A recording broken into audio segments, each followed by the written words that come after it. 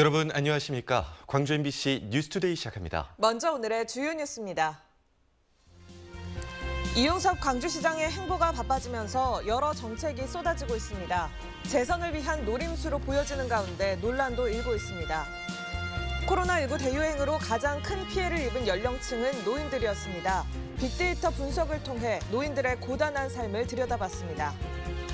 요소수가 품귀 현상을 빚으면서 농기계도 멈춰설 위기에 놓였습니다.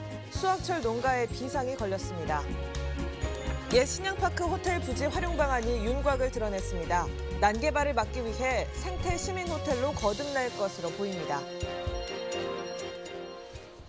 최근 이용섭 광주시장의 행보가 바빠졌습니다. 서울행이 잦아졌고 선심성으로 비칠 수 있는 지원 정책들도 잇따라 내놓고 있습니다.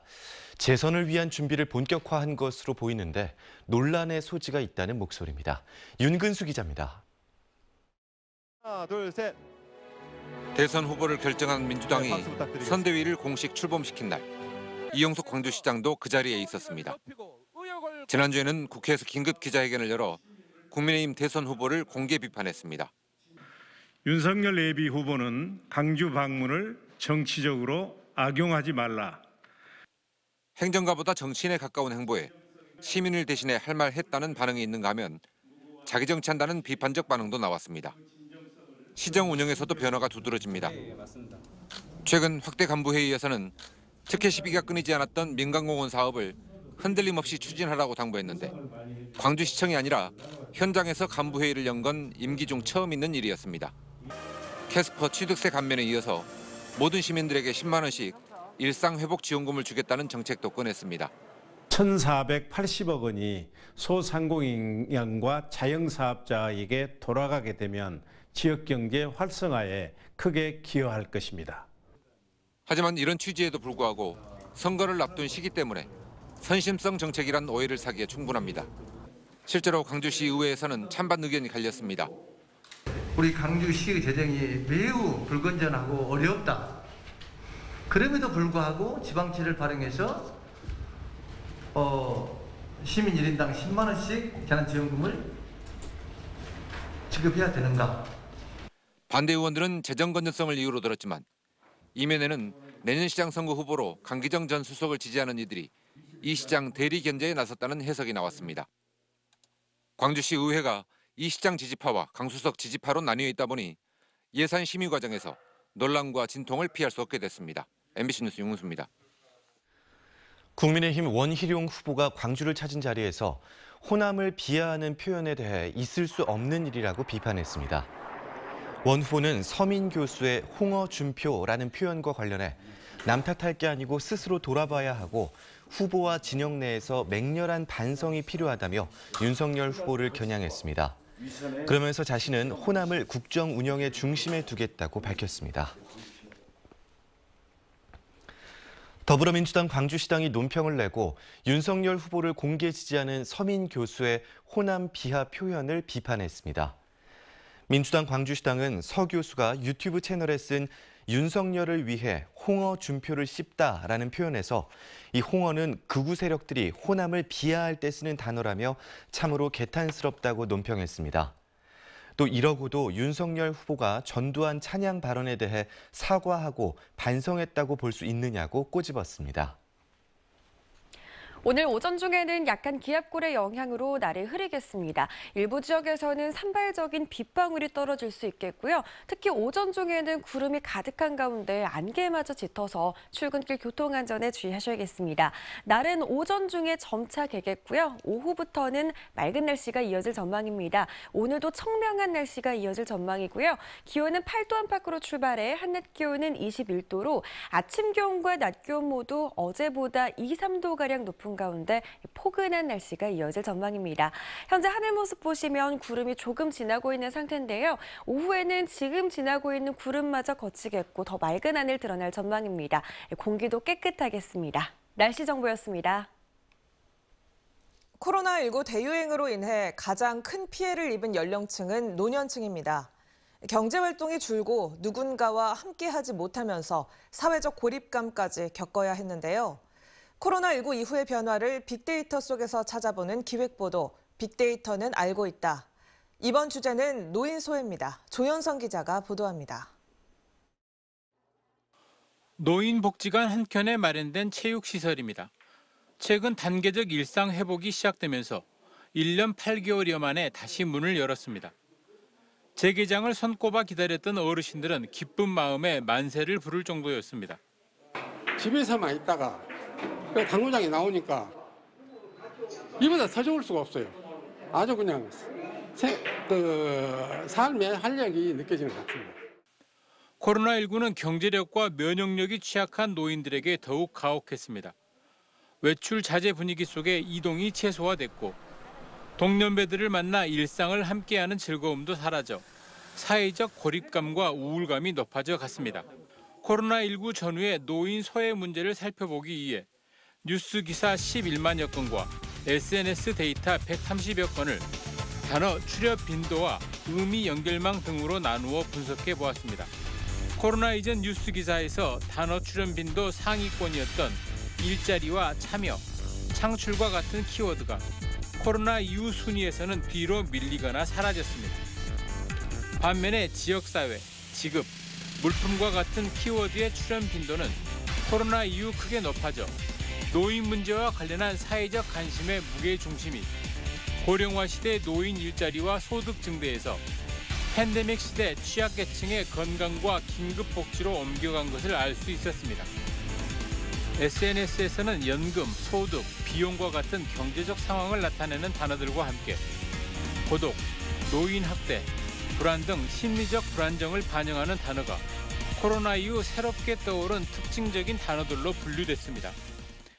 이 같은 상황에서 노인복지관을 비롯한 유관기관들도 자체적인 마음관리 프로그램과 함께 정기관과 연계한 1:1 상담 프로그램들을 운영하고 있습니다. 하지만 코로나 상황이 아직 끝나지 않아 여전히 외부 활동에 제약을 받는 어르신들도 많아 심리적, 정서적 측면에서 보다 세심한 관심과 돌봄이 요구되고 있습니다.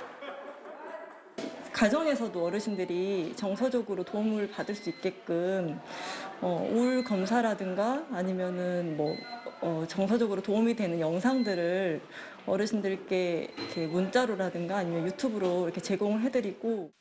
우리나라 노인 자살률은 다른 연령층과 함께 지속적으로 낮아지는 추세이기는 하지만 여전히 전 연령층에서 노인이 가장 높고 특히 고령화 비율이 높은 전남은 다른 지역보다도 취약한 현실입니다. MBC 뉴스 조현성입니다.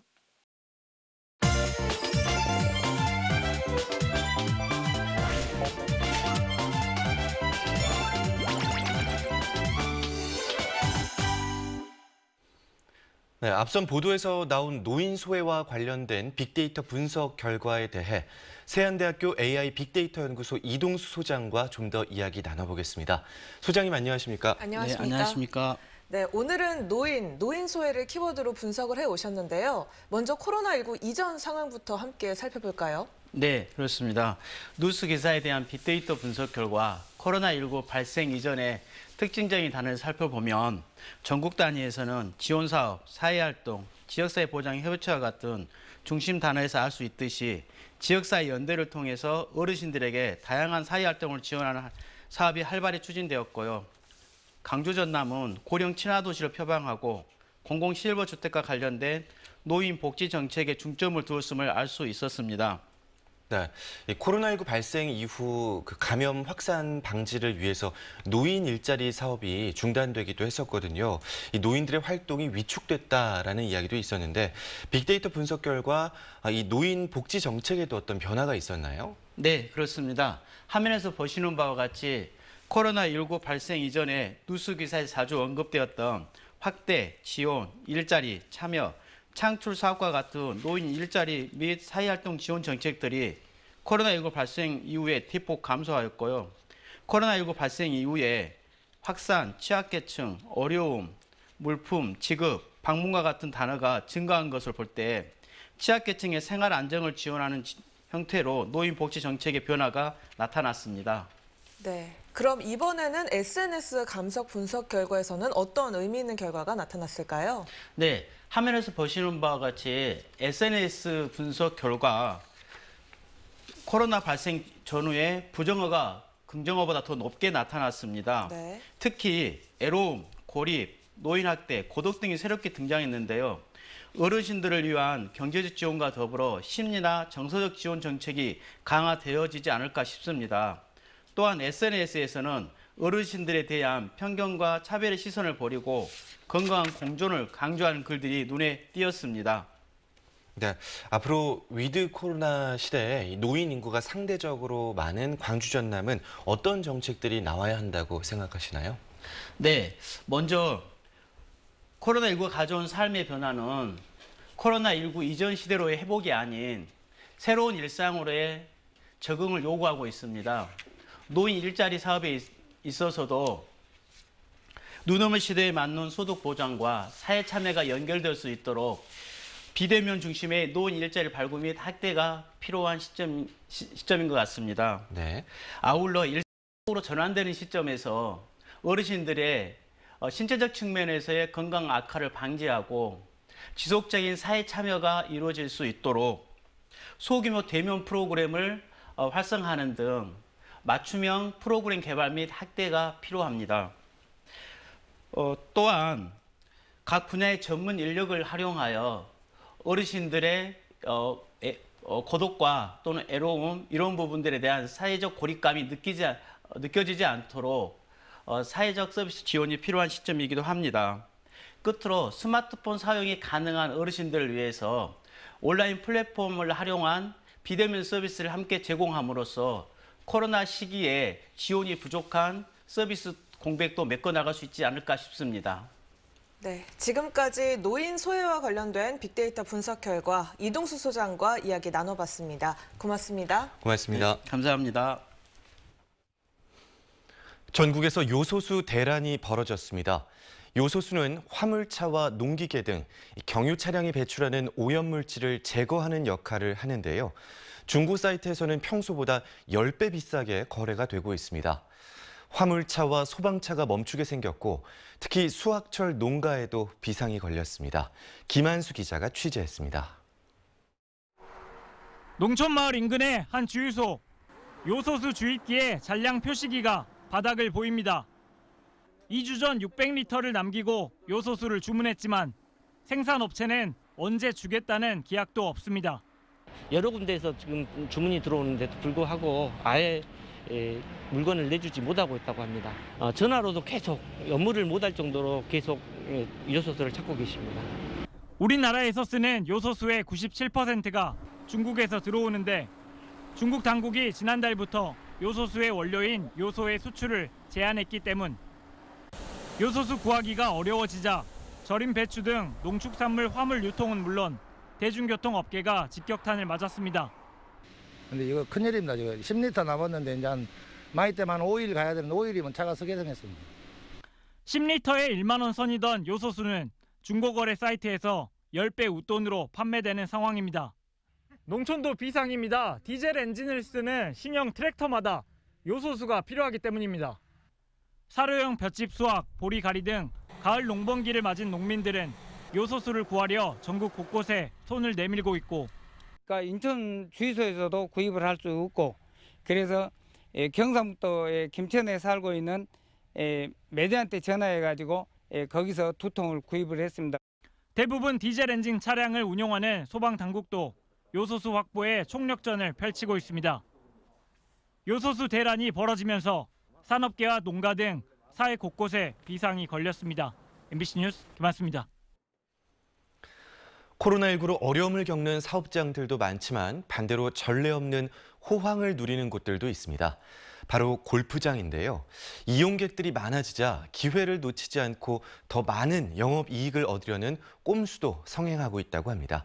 조희원 기자가 집중 취재했습니다. 코로나19로 해외 원정 골프가 불가능해지자 국내 골프장이 특수를 누리고 있습니다. 한 달 전부터 예약을 해야 하는데 이마저도 쉽지 않다는 목소리가 나올 정도입니다. 실제로 그런지 직접 사이트에 들어가 예약해봤습니다. 여수의 한 유명 골프장의 공식 예약 페이지. 골프만 이용하는 상품은 이번 달은 단 하루 빼고는 모두 마감입니다. 하지만 여행사 사이트를 들어가 보니 숙박까지 하는 패키지 상품은 여전히 예약 가능합니다. 패키지 상품으로 팔기 위해 개인 골프 상품을 줄인 겁니다. 골프만 이용하는 상품의 경우 1인당 주중 22만 원에서 주말 28만 원이 최대지만 숙박 패키지 상품은 주중 51만 원부터 판매되고 있습니다. 순천의 한 골프장은 공식 홈페이지에서는 다음 달 예약이 아직 시작도 안 된 상태입니다. 하지만 여행사 사이트에서는 다음 달 숙박 패키지 상품을 구매할 수 있습니다. 골프 상품을 팔기 전에 숙박 패키지 상품으로 먼저 내놓는 꼼수를 부리고 있는 겁니다. 지난 1년 동안 도내 골프장 입장료는 평균적으로 주중 18.7%, 주말은 14.7% 올랐습니다. 골프장 내 간이 휴게소인 그늘집에서 판매하는 음식값은 막걸리 한 병에 12,000원, 떡볶이는 35,000원 하는 곳도 있습니다. 골프 장비를 싣는 카트 대여 비용은 소모품이 아닌데도 1.5배에서 2배씩 올랐습니다. 전에 카트비가 8만 원이었는데 지금 12만 원까지 오르고. 그래요? 왜냐면 그린피를 안 올리니까 대신 카트비를 올려버린 것 같아. 왜냐면 다른 건 못 오르니까. 그러나 코로나 감염 우려 때문에 폐쇄됐던 목욕장 시설 이용료에 대한 할인을 해주는 곳은 없는 실정입니다. MBC 뉴스 조희원입니다. 광주에서 중학생이 또다시 확진됐습니다. 광주시에 따르면 광산구의 한 중학생이 유증상 검사에서 확진 판정을 받았고 이에 따라 해당 학교 학생과 교직원 등 370여 명을 대상으로 전수검사를 진행했습니다. 광주에서는 지난 1일부터 사흘 동안 중학교 3곳, 고등학교 2곳, 초등학교 1곳에서 확진자가 발생해 전수검사가 진행됐고 밀접 접촉자로 분류된 학생과 교직원들이 자가 격리됐습니다. 광주시가 무등산의 난개발을 막기 위해 사들인 옛 신양파크 호텔 부지 활용 방안이 어느 정도 윤곽을 드러냈습니다. 시민의 품으로 돌려준다는 큰 원칙 아래 생태 시민 호텔로 활용하겠다는 방안이 나왔습니다. 보도에 송정근 기자입니다. 고급 빌라 건축 계획으로 난개발 논란이 일었던 옛 신양파크 호텔 부지. 지난 2월 난개발을 막기 위해 광주시가 부지를 사들이겠다는 방침을 정한 지 9개월 만에 중간 활용 방안이 발표됐습니다. 신양파크 호텔 공유화에 대해 수차례 회의를 진행했던 민관정위원회는 호텔 부지를 시민의 품으로 돌려주기로 했습니다. 그러면서 시민 중심의 무등산 공유화 거점, 생태 보존과 기후위기 대응의 구심점, 무등산 가치의 세계화 등 3대 원칙을 제시했습니다. 시민의 적극적인 참여가 필요하다. 그래서 지속 가능성이 담보되어야 되고 어떤 상황이 변해도 공유화의 가치는 변함이 없어야 된다라고 하는 부분들까지 모아낼 수 있었습니다. 구체적으로는 신양파크 호텔 부지와 주차장에는 시민 누구나 찾을 수 있는 생태 시민 정원을 조성하고 신양파크 호텔은 리모델링해 생태 시민 호텔로 활용하기로 했습니다. 특히 건물 1, 2층은 문화정보 교류회장을 만들어 시민들이 쉽게 접근해 공유할 수 있는 다목적 복합 공간으로 조성한다는 구상입니다. 민관정위원회는 앞으로 현상 공모와 명칭 공모를 통해 활용 방안을 더 구체화시킬 예정입니다. 활용 방안에 대한 문제는 시민들의 요구가 굉장히 다양합니다. 그 다양을 좀 더 수렴하고 전문가 의견을 더 모집을 해서 가장 원하는 방향으로 한번 해볼 노력입니다. 신양파크 호텔은 지난 1980년대부터 2000년대 초반까지 지역민과 관광객들이 이용했던 호텔이었지만 도청 이전 등으로 구도심이 점차 활기를 잃어가면서 내리막길을 걸었고 결국 지난 2019년 12월 폐업했습니다. MBC 뉴스 송정근입니다. 화재를 감지할 때 자동으로 119 상황실에 알리는 자동화재 속보 설비의 오작동이 심각한 수준으로 나타났습니다. 광주시의회 행정사무감사에서 이홍일 의원은 최근 5년간 자동화재 속보 설비에 따른 긴급 출동이 13,000여 건이었지만 이 가운데 99.9%는 오작동이었고 실제 화재는 10건에 불과했다고 지적했습니다. 이 의원은 5인 출동으로 인한 소방력 낭비를 막을 대책을 마련하라고 소방본부에 주문했습니다. 광주시의회가 퇴직 공무원과 경찰관의 친목단체에 대한 지원 조례 제정을 추진하는 것을 두고 시민단체가 비판했습니다. 참여자치 21은 어제 성명을 내고 광주시의회가 퇴직 공무원 조직인 행정동호회와 재향경호회를 시 재정으로 지원하는 조례 제정을 추진하는 것을 두고 많은 광주 시민이 봉사를 하지만 이를 근거로 보조금을 받는 경우는 없다며 비판했습니다. 광주시 의회에 따르면 퇴직 공무원들의 경륜을 살려 지역사회에 봉사하도록 2개 단체를 지원하는 내용의 조례 제정이 추진되고 있습니다.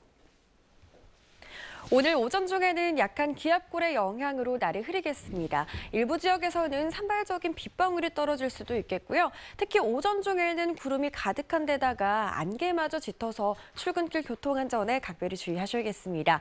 오전 중에 날은 점차 개겠고요. 오후 들어서는 맑은 날씨가 이어질 전망입니다. 기온은 아침 기온 8도 안팎으로 출발한 가운데 한낮 기온 21도로 아침 기온과 낮 기온 모두 어제보다 2, 3도가량 더 높겠습니다.